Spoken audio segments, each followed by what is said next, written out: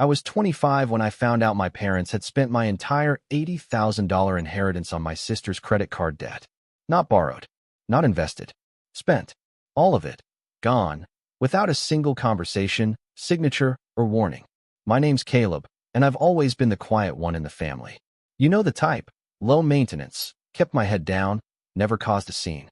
I didn't get into trouble growing up. Didn't throw tantrums at the mall. Didn't demand the latest iPhone every year. And maybe that's why they thought I wouldn't notice. Or maybe they just assumed I'd take it like I always did, with silence. I grew up in a small town with two very different parents.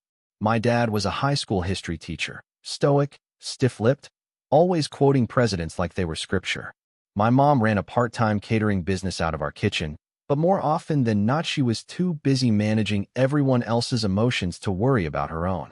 And then there was Sadie, my older sister by 3 years, and the undisputed queen of our household. Sadie could do no wrong. When she totaled her first car at 18 while texting, Dad called it an accident. When I cracked a window with a baseball at 12, it was reckless behavior. Sadie dropped out of college twice. I graduated early. Guess which one got the bigger graduation party? It wasn't like I hated her. Not at first. I just accepted our roles. She was the emotional one, the storm. I was the calm. I became good at disappearing, spending hours in the garage tinkering with old tech or riding my bike around the block, earbuds in, just trying to breathe without someone asking me to give more. I figured if I stayed out of the way long enough, one day they'd finally see me. Not just as Sadie's little brother or the easy one, but as a person with my own life. That life finally started coming together when I was 23. My grandfather passed away, my mom's dad, and left behind a modest estate.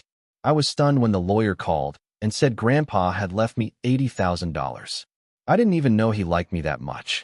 We weren't particularly close, but I always made a point to ask about his garden or his worst stories when we visited. Apparently, that mattered more than I thought.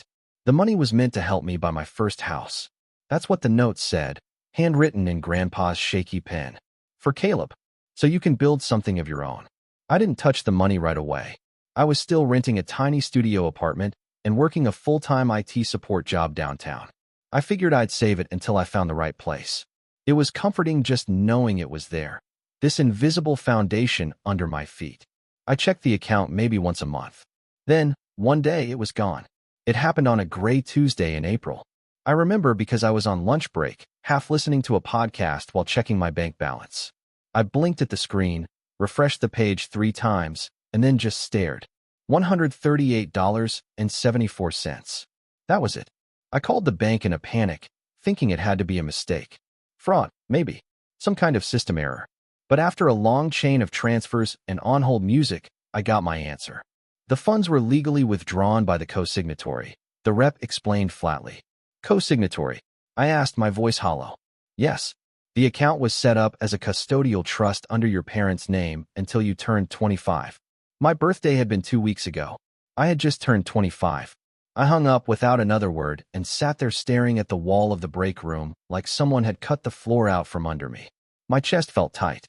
Not like I was going to cry, more like I was going to throw up. I called my mom first, and she answered like everything was completely normal. Hi, honey. How's work? Where's the money? I asked, skipping the small talk. There was a pause. A long one. And then, her voice changed. Caleb, please don't be dramatic. We needed it for Sadie. I swear to you. I didn't say anything for a full 10 seconds. I just stood there gripping the phone so tightly my knuckles turned white. What do you mean needed it for Sadie? She was drowning in debt. Caleb, she said, with this wounded tone, like I had somehow hurt her. Credit cards, student loans. Her car was going to be repossessed. And you thought my inheritance was the solution? Don't raise your voice, she snapped, like I was a child again. I wasn't yelling. I wasn't even angry yet. I was stunned, numb, floating. My dad got on the phone next. His voice was as cold as ever. You weren't doing anything with it, he said. Sadie needed help. Families help each other. Your grandfather would have wanted that. I wanted to scream. But instead, I asked one question. Why didn't you ask me? Silence. We knew you'd say no, my mom finally whispered. That's when something in me cracked. Not shattered, not exploded. Cracked, like the first line through the ice. The moment I realized just how little they saw me. Not as an adult, not as an equal, not even as someone worth asking. I was a resource to them, a silent piggy bank. I hung up the phone. I didn't text them for weeks after that. Every time I saw a photo of Sadie smiling on Instagram, flaunting some new shoes, or posting selfies at brunch, I felt my stomach twist. She had no idea what they'd taken from me. Or maybe she did. Maybe she was in on it. But I couldn't bear to find out. Not yet. That summer, I picked up extra hours at work and stopped ordering takeout. I was rebuilding, brick by brick, from scratch. I never told anyone at the office what happened. I just told them I was saving for a down payment, because I still planned to buy a home. That dream wasn't gone. It was just on life support. It wasn't until Thanksgiving that I saw them again. They invited me, as always, to Sadie's house, because of course, she was hosting. I almost didn't go, but something told me to show up. I needed to see them. I needed to look into their eyes and know whether they felt even a shred of guilt.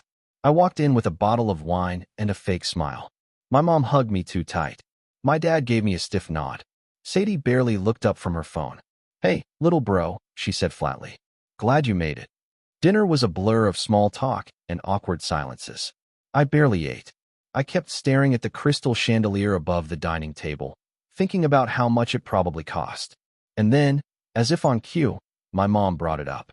"I heard interest rates are going up," she said casually. "You better buy a house soon, Caleb." I nearly choked on my water. "Yeah," I said quietly. "If only I had the money." Sadie laughed like she didn't catch the tone. My dad just cleared his throat. "Well," he muttered, "you can always move back home if you need to." I didn't reply. I just stared at my plate while my blood simmered under my skin. That was the first real crack. The first shift in how I saw them. Not as flawed people, but as takers, manipulators, people who only saw what I could give them and never what they'd taken. I didn't know it yet, but that night was the beginning of the end. If Thanksgiving was the first crack, then Christmas was the earthquake. I didn't go in expecting a hallmark moment. After what happened with the inheritance, my trust in my parents and sister was hanging by a thread, frayed, fragile, and one pull away from snapping. But I still showed up, hoping maybe, someone would bring it up. A simple "I'm sorry" would have gone a long way. An acknowledgement. Anything. I drove up to Sadie's house in a car that rattled every time I went over 60. She lived in the suburbs now, in one of those new cookie-cutter developments where every house had a different shade of beige and a Lexus in the driveway. I parked around the corner to make room for guests more important, as my dad had once passive-aggressively joked during a barbecue last summer. Sadie greeted me at the door in a red dress and matching heels. She looked like someone who hadn't known struggle in years. Her smile was wide, a little too wide, the kind that doesn't quite reach the eyes.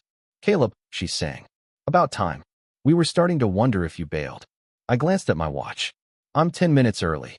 She laughed like it was a joke, even though it wasn't. Then she turned and walked back inside without another word. The house was packed, extended family friends, co-workers of my parents, even a neighbor or two. I recognized a few faces from childhood Thanksgivings, older now, rounder, grayer.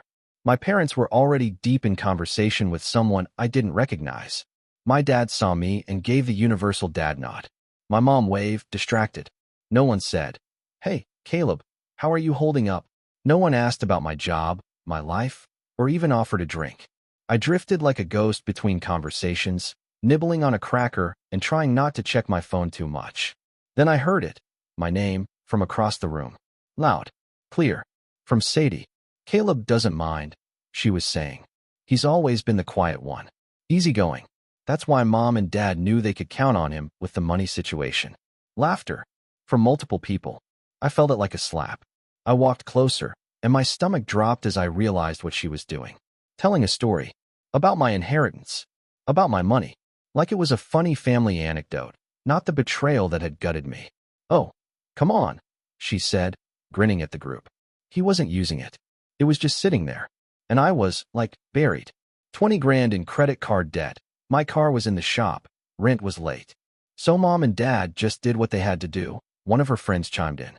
"Exactly," Sadie said, beaming. "It was a family decision." I stepped into the group, quietly, but the air changed immediately. Sadie blinked. "Oh, hey, Caleb."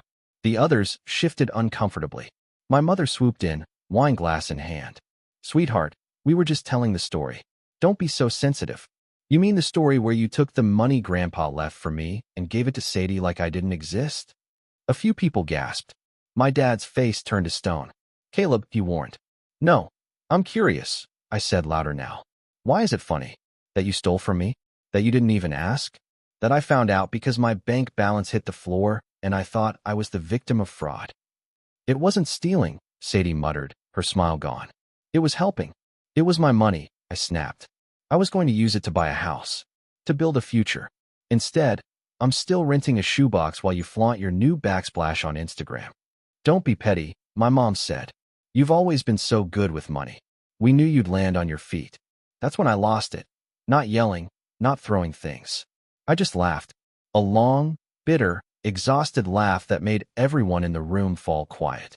You used my responsibility as an excuse to reward her recklessness. And you think I'm the one who should be grateful. I didn't stay for dinner. I left that night with something new in my chest, something sharper than disappointment. It wasn't just about the money anymore. It was about what it revealed. The pecking order. The fact that in my family's eyes, I would always be the fallback plan, the second thought, the spare key under the mat. Useful when needed, ignored when not.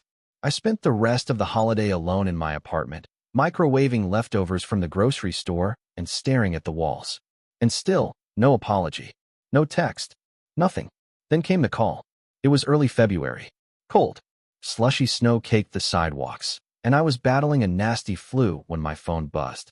It was my mom. Hey, I croaked. Her voice was unusually tight. Caleb, we need to talk. I braced myself. What's wrong? We've run into some trouble. My pulse ticked up. What kind of trouble? Financial, she said. The mortgage is upside down. Your father's pension isn't covering what we thought it would, and the interest rates. Well, it's complicated. I stayed quiet, waiting. We're losing the house, she finally said. I didn't respond right away. I didn't know how to. 1,000 thoughts raced through my head. Memories of that living room. That old recliner where Dad used to fall asleep with a book on his chest. The kitchen where Mom made cinnamon rolls every New Year's morning. The hallway where I stood listening outside doors, always on the outside looking in. Caleb, she said again, softer now. We need a place to stay. Just for a while. There it was. You want to move in with me? Just until we get back on our feet. I looked around my apartment. It was barely big enough for one person, let alone three. But even if I had a mansion, it wouldn't have mattered. You know I don't have the space, I said. We can make it work. It won't be forever. What about Sadie? I asked. Silence. She's not an option, Mom finally said. I could feel the unspoken words hanging in the air. Of course Sadie wasn't an option. She had her life. Her perfect house. Her excuses. Caleb, Mom said again, her voice almost breaking, we need you. And for the first time in my life, I realized I didn't need them. Not their approval. Not their scraps of affection. Not even their presence. I had spent most of my life bending to their needs, their expectations, their rules. But that moment, their desperation, their assumption that I'd just say yes, that's when something shifted in me completely. I didn't give her an answer right away. I told her I'd think about it. I hung up and stared at my phone, and for the first time in years, I started planning. Not how to save them, how to show them, to remind them what they had taught me, that actions have consequences, that some doors, once closed, don't reopen, and that sometimes the quiet ones remember everything. But that turning point, it didn't come until the rain, until the knock on my door, until the moment I stepped outside, saw them drenched and shivering, and made a single phone call. After that call in February, I didn't hear from them for a while. 2, maybe 3 weeks. Long enough for the silence to settle in like dust. I thought maybe they were figuring things out. Maybe they'd stay with a cousin or finally lean on Sadie, the favorite. But when my phone buzzed again in March and I saw Mom flashing on the screen, I knew the silence had only been a prelude. This time, she didn't ask. She told, "We've sold most of the furniture. Just keeping the essentials. Your father's truck broke down last week. We're thinking of driving up next Friday. Hope that works." No question. No, do you have space? Just the assumption that I'd rearrange my life around theirs, like I always had. I didn't respond. Not right away. I needed time, not just to process, but to prepare. Because something had shifted in me after that Christmas. After the inheritance. After the phone call where they admitted they'd never even considered asking me first. I wasn't just their backup plan anymore. I was their last resort. And I didn't want to be either. That night, I opened my laptop and started something I hadn't done in years. I applied for a new job. I'd been in IT support since college. Same company, same beige cubicle, same tired scripts, and have you tried turning it off and on again? But I had skills. I wasn't flashy, but I was smart. I knew systems, automation, data architecture. So I poured myself into it. I worked during the day, then spent my evenings taking online certifications, cloud infrastructure, DevOps pipelines, Python scripting. It wasn't glamorous, but it was a way out. I gave myself a 6-month plan. Not to escape them, to reclaim myself. The first rejection came fast. Then another. And another. But each time I improved, sharpened my resume, rewrote my cover letters, redid my portfolio. I stopped scrolling social media. I stopped waiting for texts that would never come. I started sleeping better. Some nights, I'd walk the city just to breathe. Headphones in, hoodie up, invisible in the crowd. I'd pass by real estate signs, bars full of laughter, couples arguing on street corners, and I'd feel nothing. Not envy, not sadness, just distance. Like I was on the edge of something bigger than I could see yet. In April, I got a call from a startup. They were looking for a back-end engineer, someone who could build and optimize internal tools.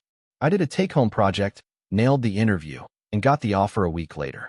It paid 60% more than my old job. Remote. Full benefits. Stock options. I took it without hesitation. With my new income, I finally started saving again. Not for a house, not yet. For security. For leverage.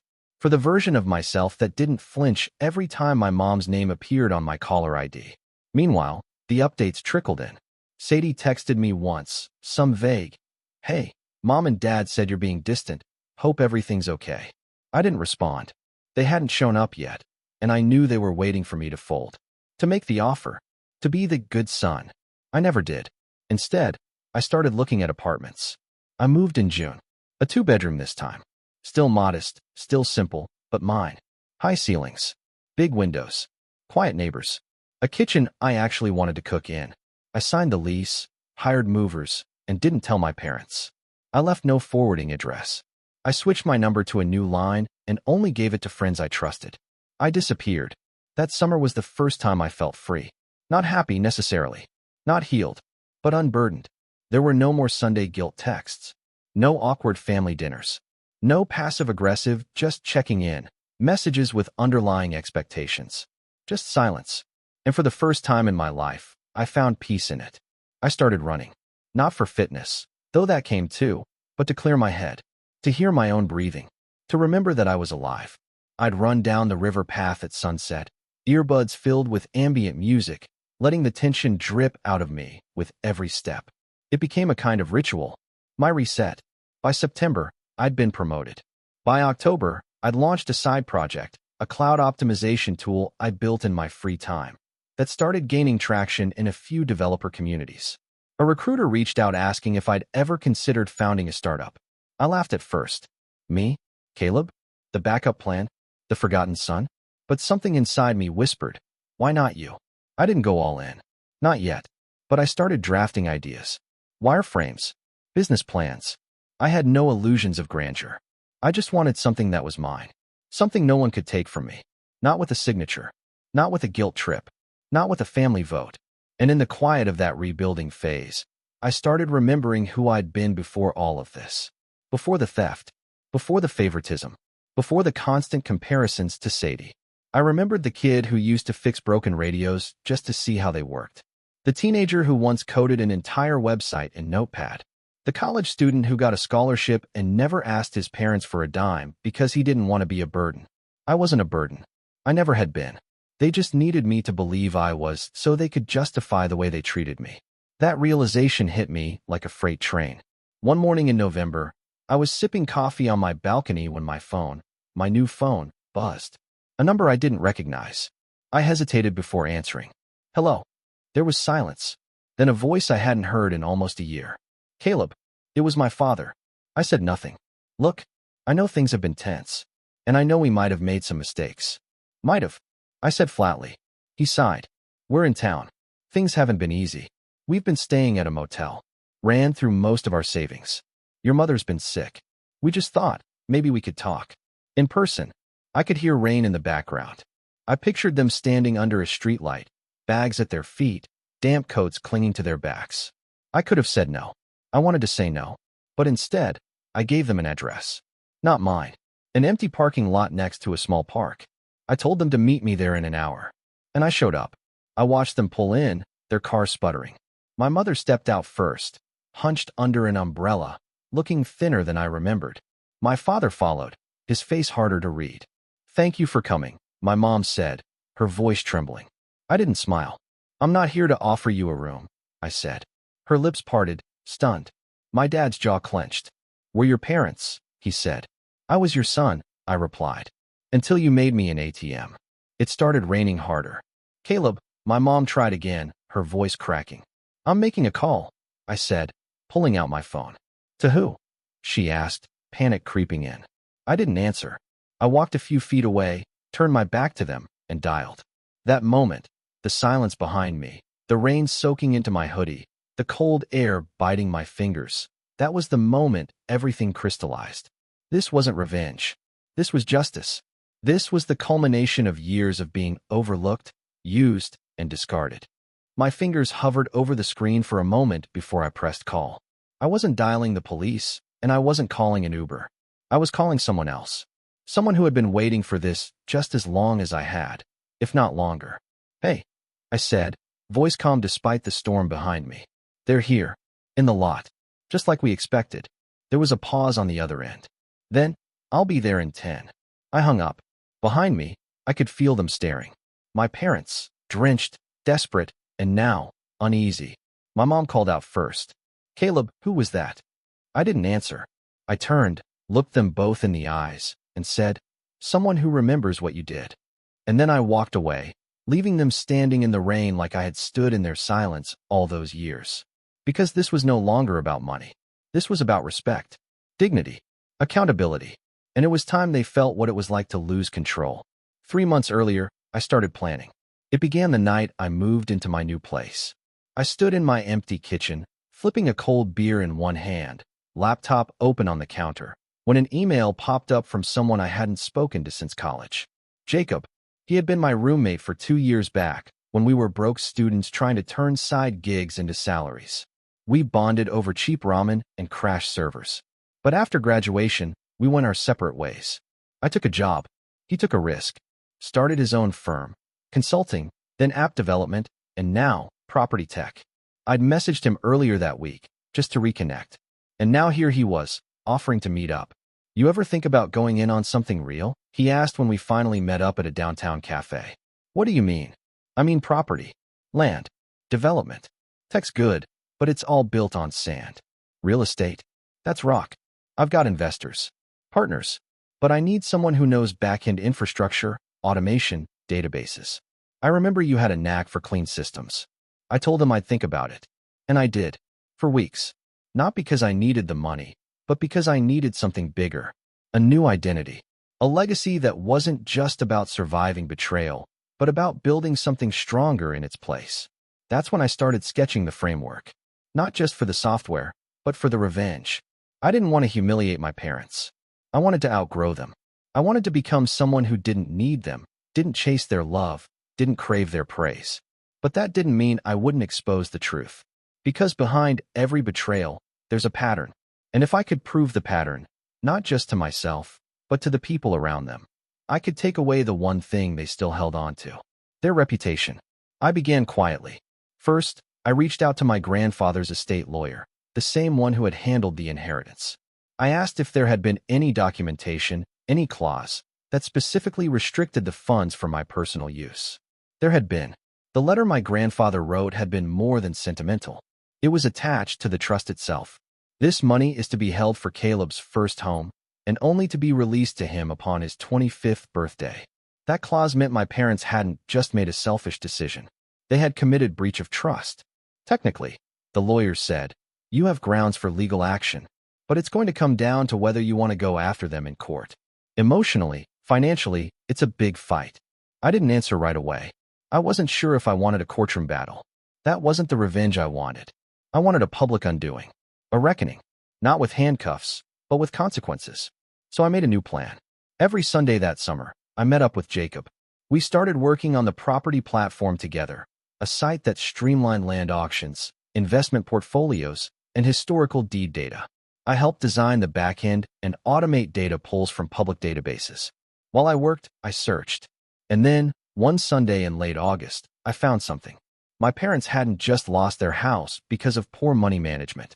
They had leveraged it against Sadie's business, a boutique fashion startup she'd launched 2 years ago, the one with the fancy Instagram and zero actual profits.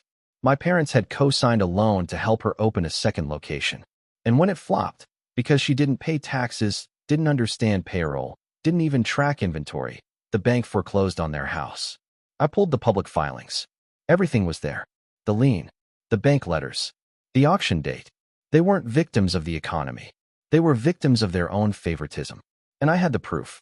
Next, I contacted someone I hadn't spoken to since high school, Tasha. She was Sadie's old best friend. Well, ex-best friend, from the way things ended. Tasha had been there for all of Sadie's early meltdowns. She knew the family. She'd been at birthdays, holidays, even those awkward backyard barbecues where Dad insisted on playing old jazz vinyls and quoting Reagan. We met for coffee, and she didn't hold back.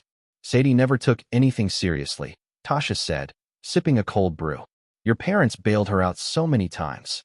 Rent, parking tickets, that disaster of a trip to Bali. But the worst part was, she expected it. Like it was her right. And they always treated you like a side character. I didn't tell her everything. Just that I was working on something that would shine a light. You thinking of going public? She asked. Maybe. Let me know, she said. I've got screenshots. I raised my eyebrows. Of what? She grinned. Sadie venting in our old group chat, bragging about how she convinced your mom to borrow your inheritance. She called it a rescue mission. Like you were hoarding it or something. That's when I knew. This wasn't just selfishness. This was entitlement with a megaphone. I gathered everything. Messages, court documents, bank records, business filings, social posts. I built a timeline, a full dossier. I wrote the story out, piece by piece. Names redacted. But the facts? Crystal clear. Then I did what they would have never expected. I posted it. Anonymously, on a financial advice subreddit. My parents spent my inheritance to bail out my sister. Years later, they lost everything because of her again. It went viral. People dissected every detail. Some doubted, others empathized. But most were outraged. I would sue. Cut contact. OP's parents deserve every cold night they've got coming. It wasn't about validation. It was about witnesses. And while they had no idea it was me, they soon felt the ripple. Because Sadie's brand, the one she was trying to relaunch online, it tanked. People dug. Screenshots surfaced. A local blogger even did a think piece on generational wealth theft, and several commenters connected the dots. And Jacob? He read the post too. You wrote that, didn't you? He asked one day over lunch. I didn't answer. He just smiled. You ready for the next step? The next step was why I made the call. The person I phoned in that parking lot wasn't a lawyer. And it wasn't Tasha. It was Jacob's business partner, Maya. She had just closed on a dozen foreclosed homes across the city. And guess whose childhood house had recently been auctioned off for a fraction of its value? That's right. I didn't buy it. She did. And I helped. With funds I'd earned myself. Through the platform I helped build. Through the life I rebuilt from the ashes of their betrayal. But what we planned to do with that house, that's where the real revenge started. Because I wasn't just going to deny them shelter. I was going to turn the last thing they thought they owned, their history, into a monument to their choices. And when I saw them standing in that rain-soaked lot, looking to me like a lifeline, they had no idea that the lifeline was long gone. That I wasn't there to save them. I was there to show them what I'd built without them. And what I was about to say would echo in their ears forever. I turned away from them in the rain as I ended the call. They stood behind me, soaked and silent, their plastic suitcases resting in puddles at their feet. My mom looked smaller than I remembered, her shoulders hunched inward, eyes darting between my face and the building behind me like she was searching for an open window to climb through. My dad was stone-faced, lips tight, jaw clenched, not in anger, but in shame. The kind that comes not from guilt, but from powerlessness. You didn't have to call anyone, my mom said softly. We're not here to cause trouble. I turned back, slow and calm. But you already did. Before either of them could respond, A black Tesla rolled up the driveway, its tires sending up a sheet of mist. Maya stepped out in a sharp black coat and heels, holding an umbrella and a clipboard. My mom's expression shifted from hopeful to confused. My dad just squinted, probably assuming she was some sort of property manager. Maya walked up to me, offered a polite nod, then turned to them. "Mr. and Mrs. Archer?" she said. "Yes," my dad answered hesitantly. "My name is Maya Calderon. I'm the managing director of Axis Living, the property group that recently acquired 412 Bentwood Avenue." Their faces fell. "You bought our house?" my mom whispered. "Correct," Maya said, without even blinking. "It was acquired via foreclosure auction 3 months ago and is currently undergoing renovation for a new use. But that was our house." "Was," Maya said firmly. "It's now part of a community housing project we're building for displaced veterans. The property is being repurposed into a support home and mentorship center." I stepped forward. "I helped design the program," I added. "Every room is being converted into living quarters, study spaces, or therapy offices. The garage is becoming a workshop for career training." My dad looked like someone had punched him in the stomach. "You're turning our house into a what?" "A shelter." "No," I said. "Into something useful." They didn't say anything. The rain dripped steadily from my dad's sleeves. My mom's lips trembled. "We came to you because we had nowhere else to go," she finally said. "And I gave you what you gave me," I replied. Silence. "That's not fair," she said. "Neither was spending my $80,000 inheritance on Sadie and never telling me. Neither was laughing about it at Christmas like it was some joke. Neither was acting like I owed you loyalty after you treated me like the spare part of this family." My dad opened his mouth, then closed it again. Maya checked her watch. "We have a contractor coming in 15 minutes. If you're not off the property, I'll have to call security." They didn't move. "Don't do this," my mom pleaded. "We're still your parents." I let out a slow breath, then nodded. "You are. And I'm still your son. The one you never really saw. The one you only turned to when you had nothing left." Then I reached into my coat pocket and handed them an envelope. My mom took it with trembling hands and opened it. Inside was a cashier's check, $5,000. "It's not a home," I said, "but it's enough for a hotel and a bus ticket. I'm giving you this not because I owe you anything, but because I'm not like you." Tears welled up in her eyes. My dad didn't say a word. "After this," I added, "we're done. No more calls. No more surprises. You made your choices, and I made mine." I turned to walk away. "Caleb," my father said. I paused but didn't turn. He spoke quietly, like someone admitting something he'd denied for years. "We were wrong." The rain drowned the rest. I kept walking. A year later, the community center opened its doors. The old house was unrecognizable. Fresh paint, solar panels, ramps for accessibility, and a new plaque out front with the name I'd chosen. The Archer House for renewal. It wasn't about them. It was about me. About reclaiming the name they tried to stain and using it for something good. I gave a speech at the opening. Kept it short. Honest. I was once the quiet kid in the background of every family photo. The one who was easy to ignore. Easy to use. But sometimes the ones who are silent the longest are the ones who hear the most and remember everything. Applause. I stepped down, shook hands, posed for photos. That night, I walked the old hallway where my childhood bedroom had been. It was now a reading room. A boy no older than 10 sat cross-legged on the floor, flipping through a book on robotics. He looked up at me and smiled. "Hey," he said. "They said you made this place." I smiled back. "Yeah, I helped." He nodded, turned back to his book, and I stood there for a long time, just listening to the silence. But this time, it didn't feel lonely. It felt earned. Because sometimes, the best revenge isn't destruction. It's transformation. And sometimes the strongest voice is the one that finally decides to speak.